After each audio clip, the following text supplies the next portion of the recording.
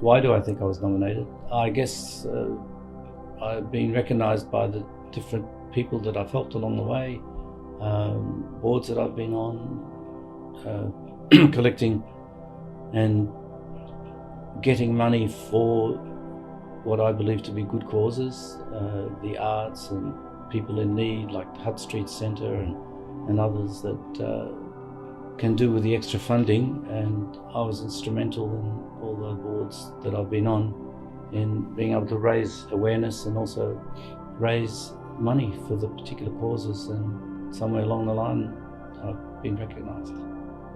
Yes, I was actually. I was very excited to receive it. I didn't anticipate it or didn't think that I even deserved it, but yes, I was excited. Oh, actually, you don't know that you're nominated. I only found out about the award when the award was actually given to me, because it's a very secretive process.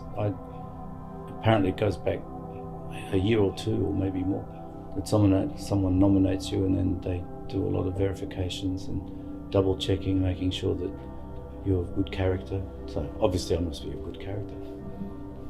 Another surprise, yeah. They sent a letter to my home, and they told me, even after I was awarded, not nominated, the award, they said I had to keep quiet about it until a few weeks later. So it's a very secretive process. I'm not quite sure why they do that, but I had to keep very quiet. Couldn't even tell my own children until about a week or two before the actual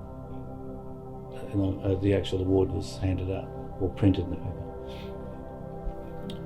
Well, as I was saying before, every board that I've been on, I've tried to contribute in a positive way, and I don't join any boards unless I'm prepared to spend a lot of time and a lot of effort, and if not time and effort, then certainly money. But one of those three you have to give of, and if you don't, then I don't think you should go on any boards that are for charity or for the well-being of mankind. You should be prepared to actually sacrifice either your time, your money, effort. What do I enjoy the most? I enjoy the most when I have a very successful some fundraising idea, when a function that I've created really works well, or some of the concepts that I put together for the arts and the Helping Academy, they were very successful. We raised a lot of money. I was actually chair of that board, but we put a very good board together, and we collected a lot of money for very needy art students that they really scrape along with very little, and we were able to raise money, and that was one of the biggest achievements, I think. The biggest challenges are raising money for what people for some reason don't think is important. I mean, everyone takes the arts and they love the arts, and somebody loses a parent to cancer, so they'll support cancer. If they have prostate cancer, they'll do that, they'll support that. If they get breast cancer, they support, so they have a reason. The ones that are probably the toughest, like Hutt Street Centre, where you're helping down and out people who you don't think have any relation, don't relate to you in any way, shape or form, but what I saw there was that it could happen to anyone. There are lots of people that are on the bones of their bottoms, so to speak, and that was probably the hardest one to raise funds for, and it should have been the easiest one, and should have been the one that was probably supported the most, because they are the most needy, and although they look down and out and not the person you want to go to dinner with, they really do need the funds. I think, some of the stories and some of the frustrations that I've had is that when I was president of the retail traders, I was desperate to get extended trading hours because I travel a lot, and I saw the rest of the world were trading on Saturday afternoons and Sundays, and basically more of a free trading society. And the frustration that I received from politicians and from vested interests that just didn't want it to happen, even though we had all the statistical information that the workers wanted it, staff actually wanted it, they wanted the extra money, they wanted the extra hours, it helped with unemployment. everyone wanted the extra hours, and yet, just one person with enough power was able to hold us back from having our trading hours extended by 20 years, just from this one stubborn individual. And I managed to get that over the line. I think that was an achievement. I think that everyone in South Australia would be thankful. I can't think of anyone who thinks that being able to shop at different hours, other hours, hasn't helped. I think it's helped everyone, including those who have to work those hours.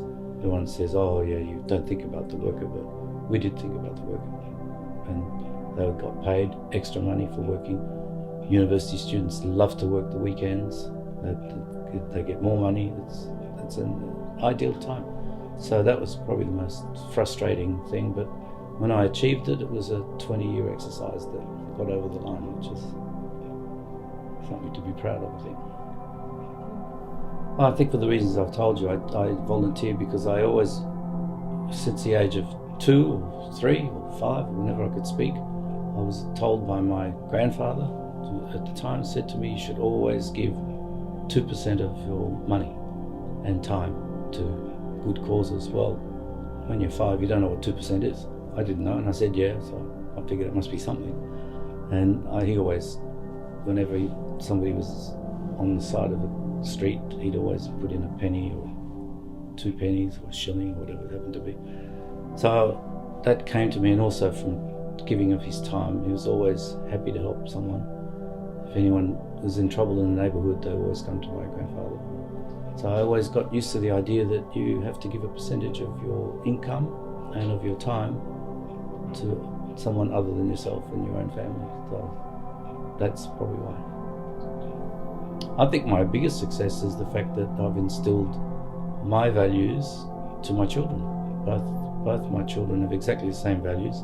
They both give of themselves. They both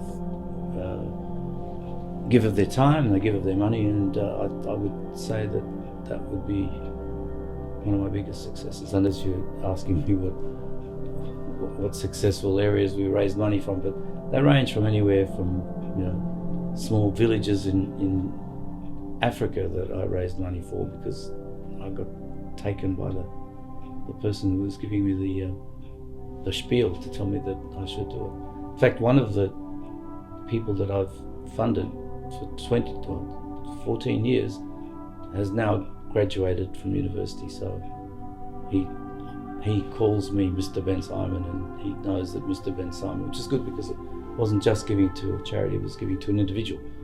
And so that individual has gone right through high school, right through school, knowing that he got support from somebody in Adelaide called Mr. Bensimon.